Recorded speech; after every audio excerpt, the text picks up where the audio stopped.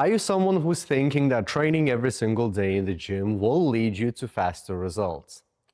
Unfortunately, that's a wrong way of thinking, and today I want to explain exactly why you need to have rest and how it will help you to get much better results from the gym. Most people believe that doing more sessions in the gym will lead to much better results. And partially that's true, but too much of a good thing eventually becomes not a good thing. What we have to understand that training by itself actually breaks down the body. It's a good thing, don't get scared.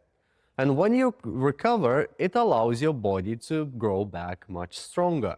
A good way to think about recovery is imagine if you would be just hitting nails into the woods non-stop. Eventually it would splinter and break. But if you give it some time to grow, it will grow and build around that nail. It's not exactly the same thing, but it's a good way of thinking about it.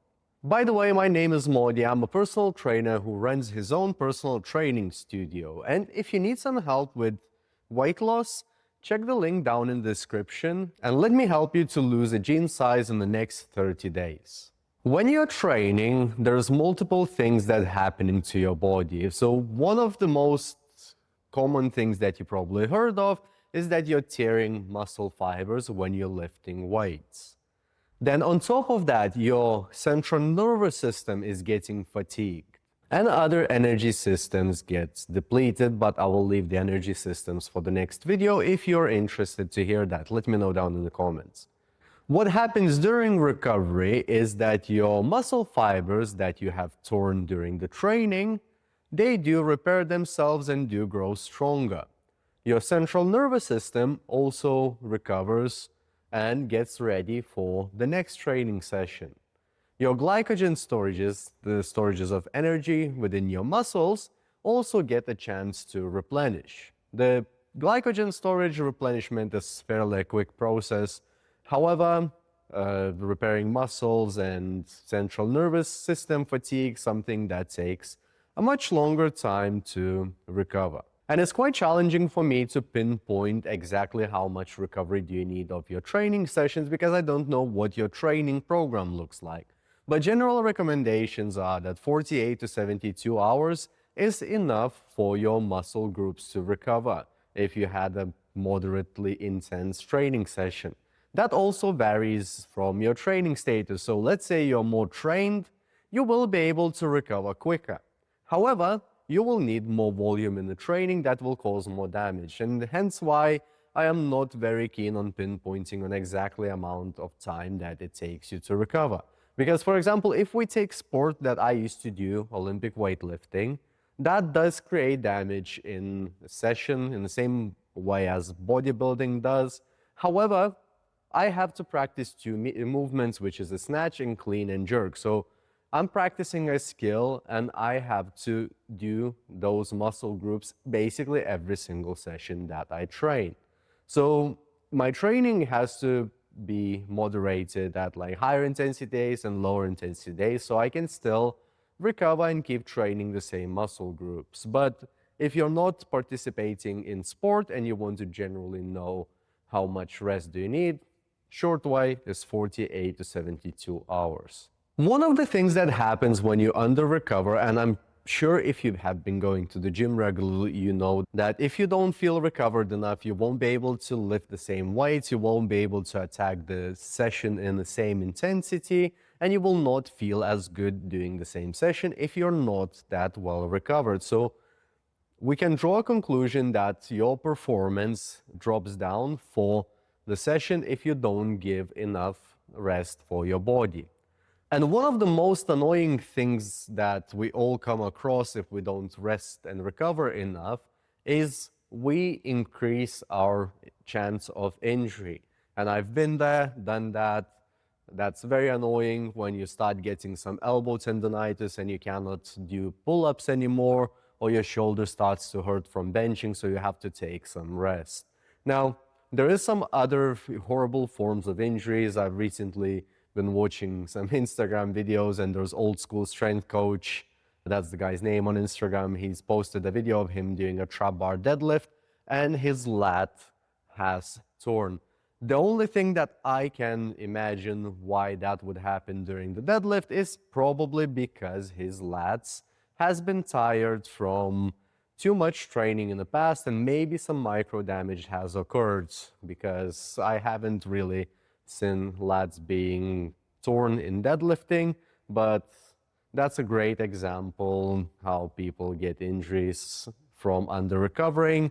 Keep in mind, I'm speculating that he's under recovered because the nature of the injury seems very interesting to me. If you really think about the time that you got injured in the gym, there's few things that come in common for you. You was probably didn't sleep very well, you was really tired, and you pushed yourself to lift heavier than you should have based on how you felt for the session. That probably rings a bell. So keep recovery in mind if you don't want to get injured. What does recovery actually mean? Well, it's definitely not laying down on the sofa, watching Netflix or scrolling on your phone while eating pizza. That does sound like a dream case scenario for recovery, but that's not necessarily the most optimal way to recover.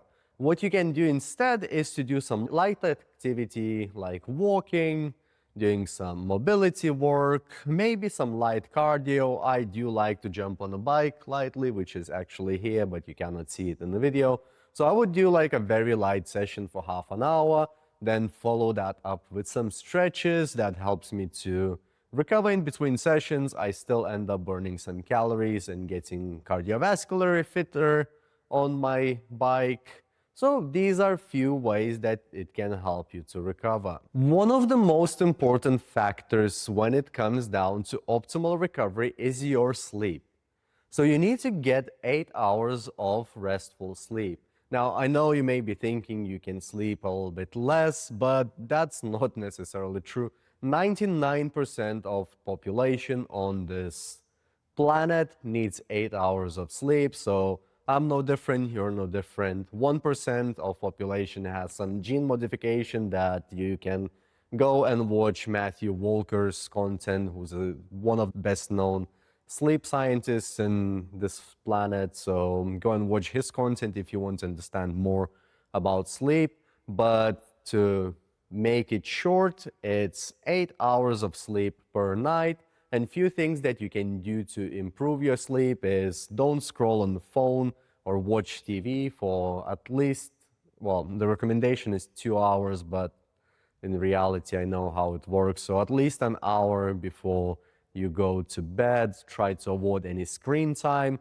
One thing that helped me a lot when I was working late in the evenings is blue light blocking glasses. And I used to feel like as I'm getting a little bit sleepier in front of the screen when I'm doing some admin. So it can help you to wind down a little bit. Having a pre-bed routine is a massive. So if you like to stretch 15 minutes before you go to sleep and try not to engage in any brain stimulating activities because you want to wind down.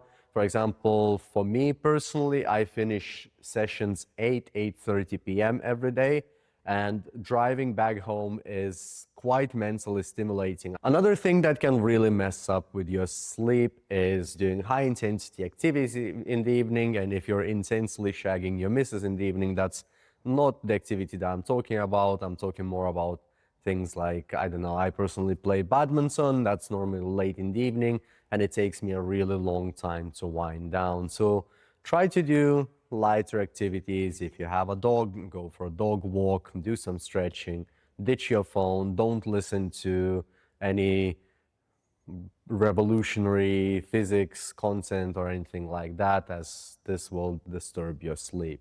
Nutrition plays a massive role in helping you to recover, so make sure that you're eating healthy carbohydrates, high protein, because protein will help you to repair those muscle fibers, while carbohydrates will help you to replenish fuel storages within your muscles. So make sure that you are eating high quality foods, and you also have to make sure that you're staying hydrated. So I personally drink 4 to 5 liters of water per day. I'm 108 kilograms at the moment. I do sweat a lot. But for you, depending on your weight, how much you sweat, I would recommend to drink 2 to 3 liters of water a day at least. And if you sweat more, then you will want to drink more. Also consider taking some electrolytes or just adding a spoon of salt into your water. But that's me assuming that you don't eat highly processed diet, because if you eat highly processed diet, salt is the last thing that you want to add to your food. Few signs of overtraining that I noticed personally when I do too much and I don't recover enough. Normally that's lack of sleep that hinders my recovery. But I notice central nervous fatigue when I don't feel like my coordination is as good. So let's say I do weightlifting, I do a snatch. I cannot coordinate that movement as well and follow through on a normal technique. That's one of the ways. Then I do end up, that's a bit funny, but I'm not very aware of my surroundings sometimes as well, and I do bump into things more often than I should. I normally notice that with CNS fatigue. Now, I don't know if there's any science behind that, but that's my personal anecdotal experience.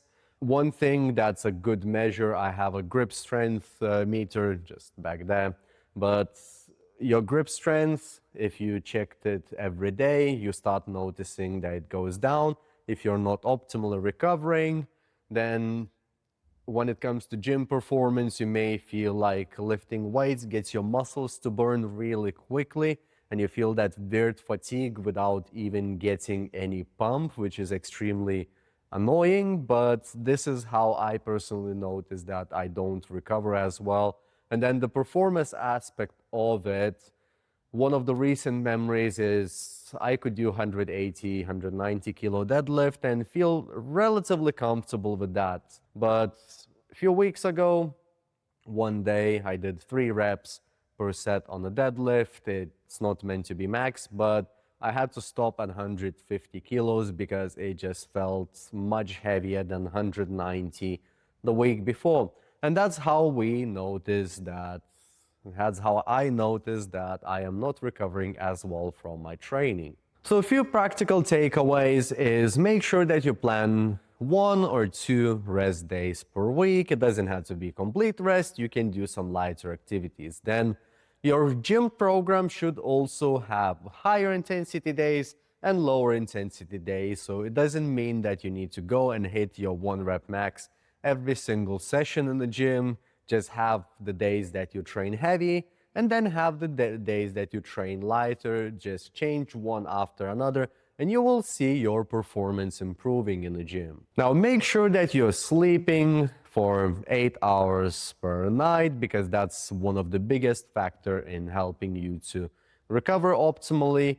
Eat protein, 2 grams per kilogram of body weight, and eat carbohydrates. Try to aim for 30 to 50 grams of carbohydrates post-session, so that can get straight into your muscle glycogen storages. One more thing that I forgot to mention, if you have a fitness tracker, normally you start seeing your HRV, heart rate variability, going down. So that's also a good sign of overtraining, and just simply taking rest will help you to recover. Also track your performance in the gym. If you see your strength going down, this is a sign that you may be doing a little bit too much. So remember that most of the progress that you make is from recovering properly from the training that you do. So gym and recovery is very important parts coming together that helps you to improve your performance. And if you found this video helpful, YouTube thinks that you will find this one helpful too. So go and watch it, and I'll see you in the next one.